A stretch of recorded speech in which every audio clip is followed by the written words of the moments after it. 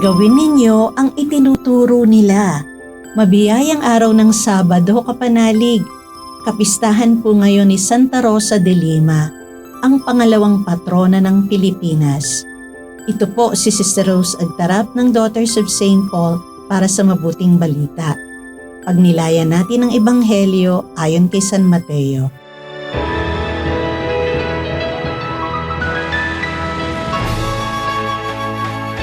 Sinabi ni Jesus sa mga tao at sa kanyang mga alagad, ang mga guro ng batas at mga Pariseo ang umupo sa pwesto ni Moses. Pakinggan at gawin ang lahat nilang sinasabi, subalit huwag silang pamarisan.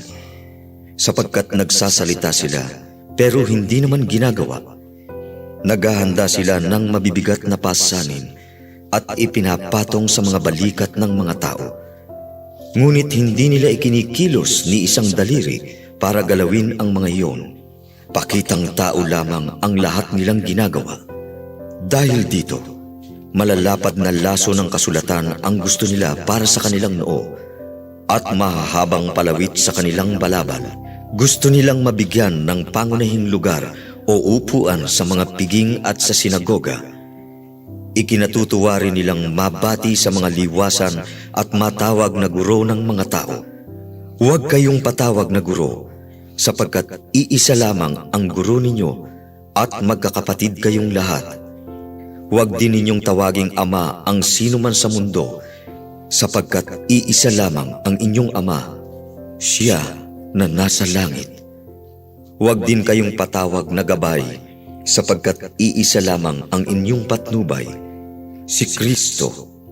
Maging alipin ninyo ang pinakadakila sa inyo, sapagkat ibababa ang magpapakataas at itataas ang nagpapakababa.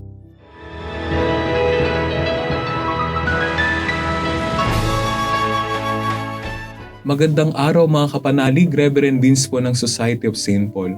Ngayong araw po ay ginugunita natin ang isa sa mga pinagpipitagang santo sa ating bansa, si Santa Rosa de Lima. Sinasabing siya ay isang napakagandang dalaga pero hindi siya interesadong mag-asawa. Bagamat maraming nanliligaw, pinili po ni Santa Rosa na maging lingkod ng Diyos at tumugod sa tawag ng pagiging relihiyosa. Isa sa mga napakagandang tinuran ng santong ito ay walang ibang daan o hagdanan patungo sa langit, kundi ang krus lamang ni Kristo. Sa ating mabuting balita ngayon, binalaan ni Jesus ang mga tao at ang kanyang mga disipulo tungkol sa mga Pariseo at Eskriba. Ang mga taong ito ay may dunong, may posisyon, pinagpipitagan dahil kabisado nila ang batas sa mga Hudyo, pero ang kanilang pananampalataya ay head level lamang, hindi bumababa sa puso, hindi nakikita sa kamay. Ibig sabihin, hindi totoo, hindi nagsisilbi. Ika nga nila, faith without love will make us narcissistic. At tama po sa narinig natin, sarili lamang nila ang kanilang iniisip, hindi ang mga taong marapat nilang paglingkuran. Mga kapanalig, sana matuto po tayo sa buhay ni Santa Rosa de Lima, na kung totoong sumasampalataya tayo sa Diyos, hindi lamang sana sa isip, sana tagos sa puso at kita sa kamay. At huwag nating makalimutan na ang pinakamahalagang sangkap ng pananampalataya, ang landas patungong kabanalan, ay ang pagiging mapagpakumbaba. Amen. Mga kapanalig, maraming salamat po sa inyong suporta sa aming misyon. Subscribe, like, share, and follow po lines sa aming social media accounts. Patuloy po kaming humihingi ng inyong tulong upang maipagpatuloy ang programang ito.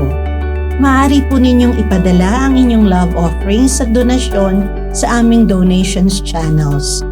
Makakaasa po kayo na kasamang lagi ang inyong mga intensyon at kahilingan sa aming panalangin araw-araw.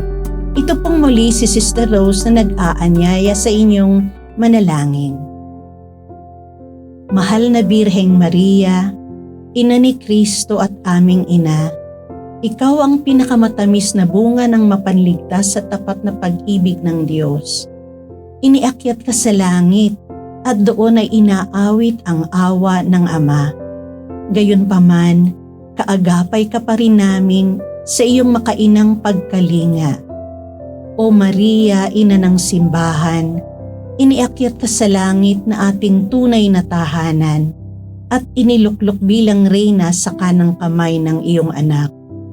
Hinihiling namin ang iyong pamamagitan para sa mga pangangailangan ng aming bayan, nang ang bawat kagandahang loob ay pagpalain at palakasin, ang pananampalataya ay manariwa at mapagyaman, ang pag-asa ay patuloy na maging matatag at maliwanag, at ang pag-ibig ay muling mapukaw at manumbalik ang sigla. Kami ay nagsusumamo, gabayan mo po kami sa landas ng kabanalan. Maria, aming ina, balutin mo ang lahat sa iyong pangangalaga at ilapit kami sa iyong minamahal na anak, si Jesucristong aming Panginoon. Amen. We are here to provide a new way of communicating and proclaiming the gospel.